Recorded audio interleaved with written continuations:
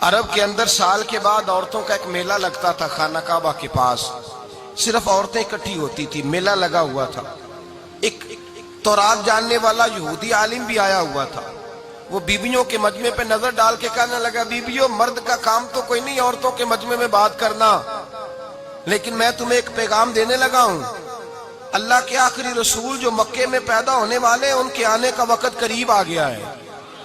وہ بیوی بڑی خوش نصیب ہوگی جنہیں ان کی رفاقت ملے گی. عورتوں نے جب دیکھا کہ مرد آ گیا عورتوں کے میلے میں تو انہوں نے ڈانٹا جھڑکا, کہا چل اٹھا اپنی کتابیں اور نکل جا. حضرت خدیجہ کہتی ہیں باقیوں نے ڈانٹا پر میں نے بات پلے سے باندھ لی. میں نے پلے سے باندھ لی اور میں انتظار کرنے لگی کہ اللہ کرے وہ نصیب میرے ہی ہو, اللہ کرے مقدر میرا ہی کھلے. آپ فرماتی میں تسبیح پڑھتی, درود پڑھتی. میں اس زمانے میں جو اللہ کا ذکر جس طرح ہوتا تھا وہ میں شروع کرتی, اور جب فارغ ہوتی تو میں التجا کرتی کہ اللہ میرے نصیبے کھول دے. کہتی ہیں آہستہ آہستہ آہستہ آہستہ میں حضور کی تعریف سننے لگی. آہستہ آہستہ تعریف سننے لگی. نبی پاک صادق ہیں, امین ہیں, سچے ہیں, دیانتدار ہیں.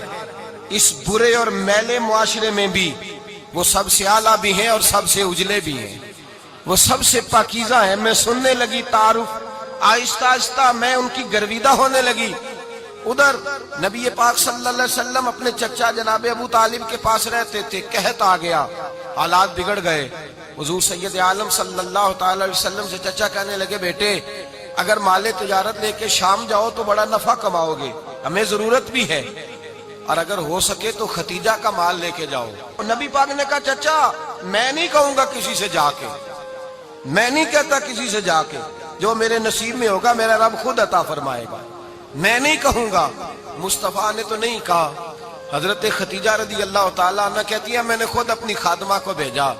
میں نے کہا جا کے پوچھو تو صحیح کہ میرا مال قبول ہوتا بھی ہے کہ نہیں, پوچھو. نبی پاک صلی اللہ علیہ وسلم سے پوچھا. حضرت خدیجہ کی خواہش ہے کہ آپ مال لے کے جائیں. حضور نے قبول کر لیا. جناب خدیجہ الکبریٰ رضی اللہ تعالیٰ عنہ کے غلام تھے, میسرہ ان کا نام تھا. جناب خدیجہ نے ان کو ساتھ بھیجا. فرمایا تین باتیں ارشاد فرمائی. ایک تو فرمایا سارا رستہ غور سے دیکھنا میرے نبی کے ساتھ کیا معاملات درپیش ہوتے ہیں. ابھی اعلان نبوت نہیں کیا. فرمایا ذرا غور کرنا, میرے مصطفیٰ کا مطالعہ کرنا اور مجھے واپس آ کے سبق سنانا. وہ جو تم نے چہرہ بددعا کی تلاوت کی ہو ذرا مجھے واپس آ کے سنانا. جنہاں نے دل پر جانی ڈٹھا ہو اکھیاں ہی تک لیاں, تو ملے ہوں تے ساجن ملیا ہوں ناسا لگ پئیاں. ذرا جا کے نا تلاوت کرنا اور مجھے دکھ. اور دوسرا فرمایا تم میرے غلام ہو تو مصطفیٰ کے بھی غلام بن کے رہنا. میں سنتی ہوں کہ کردار کے, افکار کے, نظریات کے, عظمت کے بلند و بالا, وہ جیسے کہیں ویسے کرنا. اور تیسری حضرت خدیجہ نے نصیحت فرمائی. فرمایا محمد ابن عبداللہ صلی اللہ علیہ وسلم کی رائے سے اختلاف نہ کرنا. یہ چلتے ہوئے معاہدہ کیا, جو وہ کہہ دے سو کر جانا. غلام کہتے ہیں میں ساتھ گیا, باتیں میں نے سن لی, لیکن جب سفر شروع ہوا نا ابھی چند منزلیں طے ہوئی تھی. میں نے کہا خدیجہ آپ نے کیا نصیحت کرنی تھی, ان کے ساتھ جو رہے گا وہ ان کا غلام ہی بن جائے گا. ان کے ساتھ جو رہے گا تو اجے میرا محبوب نہیں ڈٹھا جن ویکھ کے چن شرماوے, جے رکھے ہاتھ پھلاں وچ ہاتھ نال پھلا رل جاوے, تے ادھی راتی چن چڑھ جاندے جدوں جلوہ فرماوے. مایا جو بھی ساتھ رہتا غلام ہو جاتا. میسرہ کہتے میں گیا, تجارت شروع ہوئی. کہتے ہیں نبی پاک صلی اللہ علیہ وسلم جب منڈی میں پہنچے تو لوگ قسمیں اٹھا اٹھا کے مال بیچ رہے تھے. اللہ کے محبوب جب گئے نا تجارت کرنے تو ایک آدمی کہنے لگا چلو معاذ اللہ بتوں کے نام تھے لات و منات, کہنے لگا لات کی, عزا کی, منات کی قسم اٹھاؤ. تو نبی پاک فرمانے لگے ان کی قسم اٹھاؤں جن کا میں نام لینا بھی پسند نہیں کرتا. ابھی اعلان نبوت نہیں کیا. اور فرمایا ویسے بھی میں قسم دے کے مال نہیں بیچتا, خریدنا ہے تو خریدو, نہیں خریدنا تو نہ خریدو. کہتے ہیں لوگ قسمیں اٹھا اٹھا کے پیچھے جاتے تھے, پر میرے نبی جس سے رخ پھیرتے تھے وہ نبی پاک کے پیچھے ہو جاتا تھا. ماتے کئی گنا زیادہ نفع کمایا. ہم رستے میں تھے, حضور ایک درخت کے نیچے آرام کرنے لگے. ایک عیسائی راہب غار میں بیٹھا تھا, نکل کے آ گیا. مجھ سے کہنے لگا مجھے وہ جانتا تھا. میں سرا یہ کس کو ساتھ لائے, یہ کون ہے؟ میں نے کہا اہل قریش کے ایک معزز آدمی ہے. کہنے لگے یار جس درخت کے نیچے یہ لیٹے ہوئے ہیں یہاں عام آدمی نہیں لیٹ سکتا, یہاں وہی لیٹے گا جو اللہ کا سچا رسول ہوگا. یہاں دوسرا کو لیٹ ہی نہیں سکا. یہ رسول ہے, ان کا خیال رکھنا. کاش میں اس وقت تک زندہ رہوں جب یہ نبوت کا اعلان کریں. میسرہ کہتے ہیں میں غلام ہو گیا, نبی پاک صلی اللہ علیہ وسلم کی ادائیں مجھے بھانے لگیں. جب واپسی پہ نکلے تو گرمی بڑی شدید تھی. فرماتے ہیں جب دھوپ تیز ہوتی تو بادل کا سایہ آ کے حضور پہ سایہ کر دیتا. بادل کا ٹکڑا نبی پاک پہ. اللہ جانے کہاں بیٹھ کے لوگوں نے کتابیں پڑھی ہیں جو کہتے ہیں 40 سال کے بعد نبی بنے تھے. پتہ نہیں کہاں بیٹھ کے کتابیں پڑھی ہیں.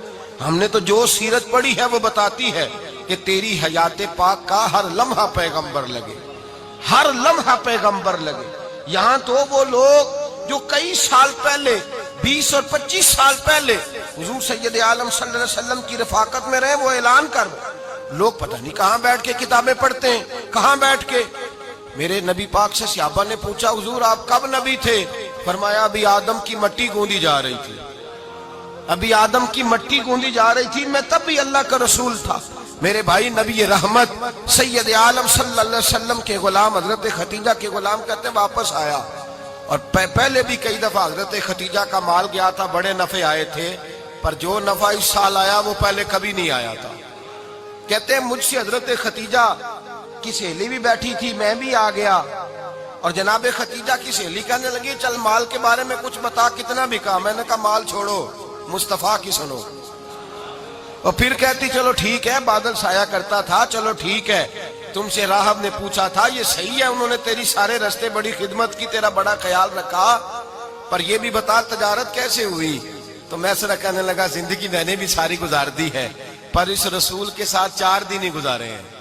حد ہو گئی مجھ سے, اور کچھ نہ پوچھو, اور کچھ نہ پوچھو. آ میرے دل آمنہ کے لال کی باتیں کریں, اور کچھ نہ پوچھو, بس ذکر ان کا چھیڑیے ہر بات پر, اور چھیڑنا شیطان کا عادت کیجئے. بس مجھے حضور کے تذکرے بیان کرنے ہیں, ذکر مصطفیٰ کرنا ہے. حضرت ختیجہ الکبریٰ بڑی متاثر ہوئی, کہتی ہیں مجھے درجنوں لوگوں نے پیغام نکاح دیا تھا, پر میں نے سنی نہیں تھی. میں نے نفیسہ کے ہاتھ پیغام بھیجا. میں نے کہا میری عمر 40 سال ہے, ان کی 25 سال ہے, اور میرا احوال اور طرح کا ہے. وہ شہنشاہ ہے, جا کے پوچھو تو صحیح, بھلا میں قبول ہوتی ہوں؟ پوچھو. نفیسہ کہتی ہیں میں آئی تو وہ خاتون جن کے لیے لوگ بڑے بڑے قریش پیغام دیتے تھے, پیغام لے کے آئی. تو رسول پاک نے عجیب رنگ بیان کیا اپنی سیرت کا. جب میں پہنچی میں نے کہا ختیجہ نکاح کرنا چاہتی ہیں؟ نفیسہ کہتی ہے میرا خیال تھا کہ کوئی اور ہوتا تو کرسی سے اٹھ کھڑا ہوگا, فوراً کہے گا اچھا جلدی کرو, بات کرو. جب میں نے آ کے کہا نا حضور ختیجہ نکاح کرنا چاہتی ہے, تو نبی پاک نے میری طرف دیکھا, فرمایا وہ کہتی ہے کہ تم کہتی ہو؟ کہا وہ کہتی ہیں. تو حضور نے فرمایا ٹھہر جاؤ, میں اپنے چچا سے پوچھ کے بتاؤں گا, میں مشورہ کروں گا, میں پوچھ کے بتاؤں گا. آج بچوں کو کچھ سبق بڑے یاد ہیں. کہتے ہیں پسند کی شادی کرنا حضرت صاحب ناجائز ہے, پسند کی شادی کرنا کوئی ناجائز ہے؟ اور میں نے کہا بھائی صرف ایک ہی جائز چیز رہ گئی, اور کوئی شے جائز نہیں. یہ ایک ہی جائز چیز ہے جس کا فتویٰ سارے نوجوان پوچھتے پھرتے ہیں, سارے رانجے بنے پھرتے ہیں, مجنوں بنے پھرتے ہیں, سارے مئی وال ہو گئے. اللہ پاک کو ہدایت کی توفیق عطا فرمائے. سارے اس بری لت کا شکار ہو گئے.